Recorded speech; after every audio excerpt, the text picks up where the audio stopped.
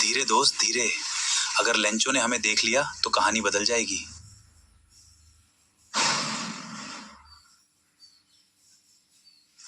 अगर मैं आपसे कहूं कि एक किसान ने भगवान को खत लिखा और उस खत का जवाब भी मिला, तो शायद आप मेरी बात पर यकीन ना करें। लेकिन हमारी बुक की सबसे famous story a letter to God इसी इंसिडेंट पर बेस्ड है। तो चलो अब डिटेल में कहानी समझते हैं। इस कहानी के सेंटर में है लांचो, एक बहुत ही हार्ड वर्किंग और ईमानदार फार्मर। वो अपनी फैमिली के साथ एक छोटे से घर में रहता था और उस घर की सबसे खास बात यह थी कि पूरी वैली में वो एक लौता घर था। उस घर से देखने पर एक शांत सी नदी बह रही थी और दूसरी तरफ दूर दूर तक फैला हुआ था मक्के यानी कॉर्न का खेत।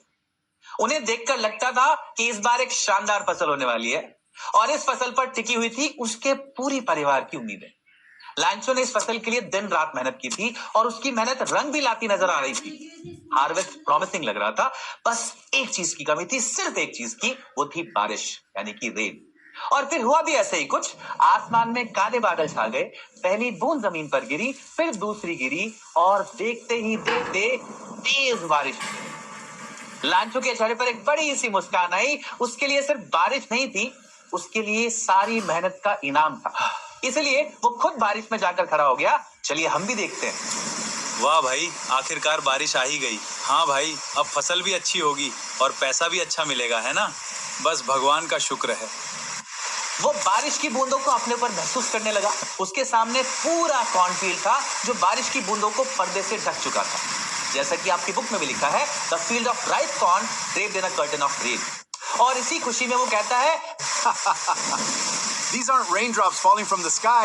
They are new coins. The big drops are 10-cent pieces, and the little ones are 5s. असल में बारिश ही उसके लिए पैसा लेकर आएगी, क्योंकि इसी बारिश की वजह से उसकी फसल अच्छी होगी और जब वो उस फसल को बेचेगा तो उसे बहुत अच्छा पैसा मिलेगा। लेकिन नेचर हैड अदर प्लान्स। कभी कभी नेचर सिर्फ देता नहीं है, सब कुछ छीन भी लेता है। अब बारिश के बीच अचानक तेज हवा चलने लगी और बारिश के साथ साथ गिरने लगे बड़े बड़े हेलस्टॉर्म्स। ये नॉर्मल रेन अब एक डेंजरस हेलस्टॉर्म में बदल गया। लांचो घबरा गया और वो बोलता है, It's really getting bad now.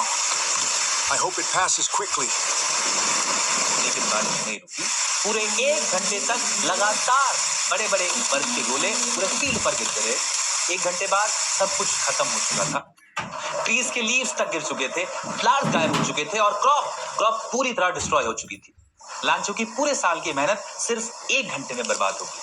जब हेलस्टॉर्म रुक गया तो लांचो अपने खेत के बीच में जाकर खड़ा हो गया और अपने बच्चों से बोला, A plague of locusts would have left more than this. The hail has left nothing.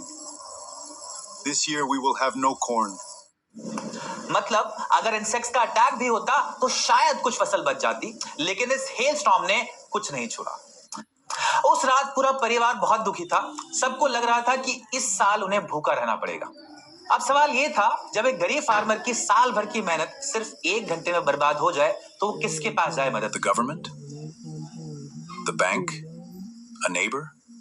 No. लांचो ने उम्मीद नहीं छोड़ी। उसका भगवान पर बहुत ही अड़िग भरोसा था। उसको लगता था कि चाहे दुनिया में कोई भी मदद करे या ना करे, भगवान जरूर करेंगे। लांचो had one single hope, help from God. इसलिए उसने डिसाइड किया कि वो सीधा भगवान को लेटर लिखेगा। लांचो बहुत ही मेहनती इंसान था, खेतों में दिन रात मेहनत करता था, लेकिन साथ ही उसको लिखना भी आता था। और फाइनली उसने भगवान को एक लेटर लिखा। उसने लिखा, God, if you don't help me, my family and I will go hungry this year. I need 100 pesos in order to sow my field again and to live until the crop comes, because the hailstorm ... यानी लांचो भगवान से कह रहा है, अगर आप मेरी मदद नहीं करेंगे तो मेरी फैमिली और मैं इस साल भूखे रह जाएंगे। मुझे 100 पीसोस चाहिए ताकि मैं अपनी फसल दोबारा लगा सकूं और तब तक अपने परिवार का गुजर बसर कर सकूं। लेटर लिखने के बाद उसने उसे एक एनवेलप में रखा और एनवेलप के ऊपर सिर्फ 2 शब्द लिखे, टू गॉड, और फिर वो लेटर उसने पोस्ट कर दिया। अब सोचिए, एक नॉर्मल पोस्ट ऑफिस, हजारों लेटर्स और उनके बीच एक एनवेलप जिस पर एड्रेस लिखा है टू गॉड। ऑब्वियसली जिस पोस्टमैन के हाथ ये लेटर लगा होगा वो जोर जोर से हंसने लगा होगा। आइए पूछते हैं उससे कि क्या बात है। क्या हुआ भाई?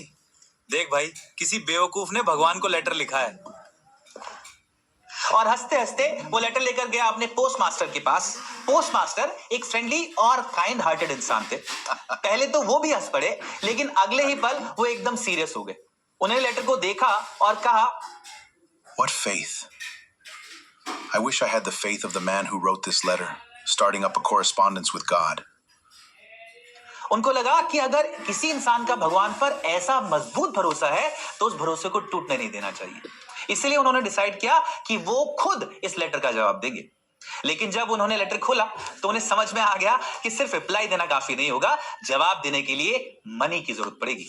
इसीलिए पोस्ट मास्टर ने अपनी सैलरी से पैसे दिए, पोस्ट ऑफिस के एम्प्लॉइज से कंट्रीब्यूशन लिया और अपने दोस्तों से भी मदद मांगी। लेकिन इस सब कोशिश के बावजूद वो सिर्फ 70 पीसोस ही कलेक्ट कर पाए। उन्होंने वो पैसे एक एनवेलप में रखे और सिग्नेचर की जगह सिर्फ एक शब्द लिखा, गॉड। अगले संडे लांचो दोबारा पोस्ट ऑफिस पहुंचता है और इंटरेस्टिंग बात यह है, जब उसे भगवान की तरफ से लेटर मिला तो उसे बिल्कुल भी ताज्जुब नहीं हुआ, वो बिल्कुल हैरान नहीं हुआ। उसको पूरा भरोसा था कि भगवान उसके लेटर का जवाब जरूर देंगे। लेकिन जैसे ही उसने एनवेलप खोला वो बहुत गुस्सा हो गया।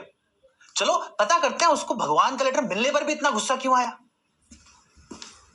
अरे भाई शांत, इतना गुस्सा क्या हो गया?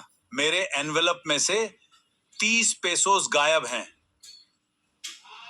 और यहीं से शुरू होती है स्टोरी की सबसे बड़ी आयरनी। लांचो को पूरा यकीन था कि भगवान कभी गलती नहीं कर सकते, ना ही वो उसकी रिक्वेस्ट के लिए मना कर सकते हैं। तो फिर बाकी 30 पीसोस गए कहां? लांचो ने बिना एक पल गवाए तुरंत एक और लेटर लिखा और जैसे ही उसने वो लेटर पोस्ट किया, पोस्ट मास्टर ने पूरी क्यूरियोसिटी से उस लेटर को खोला। उस लेटर में लिखा था, God of the money that I asked for only 70 pesos reached me, send me the rest since I need it very much, but don't send it to me through the mail because the post office employees are a bunch of crooks। यानी भगवान, जो पैसे मैंने आपसे मांगे थे उनमें सिर्फ 70 पीसोस मुझ तक पहुंचे, बाकी के पैसे भेज दीजिए क्योंकि मुझे बहुत जरूरत है। लेकिन इस बार पोस्ट ऑफिस के थ्रू मत भेजना क्योंकि यहाँ के एम्प्लॉइज क्रुक्स यानी कि चोर और बेईमान है, इन्होंने मेरे पैसे चुरा लिए हैं। अब जरा सोचिए, जिन लोगों ने अपनी पॉकेट से पैसे कलेक्ट करके लेंचो की मदद की, लेंचो उन्हीं को क्रुक्स यानी चोर कह रहा है। और इसी को कहते हैं आयरनी। ये स्टोरी एक बहुत ही खूबसूरत मैसेज देती है। भगवान पर भरोसा बहुत ही अच्छी बात है, लेकिन कभी कभी भगवान हमारी मदद डायरेक्टली नहीं करते, वो किसी इंसान को हमारी मदद के लिए भेजते हैं। अगर हम सिर्फ मिरेकल्स का इंतजार करते रहेंगे तो शायद हम उन लोगों की काइंडनेस को पहचान ही नहीं पाएंगे जो असल में भगवान के मैसेंजर बनकर हमारी मदद करने के लिए आ रहे होते हैं।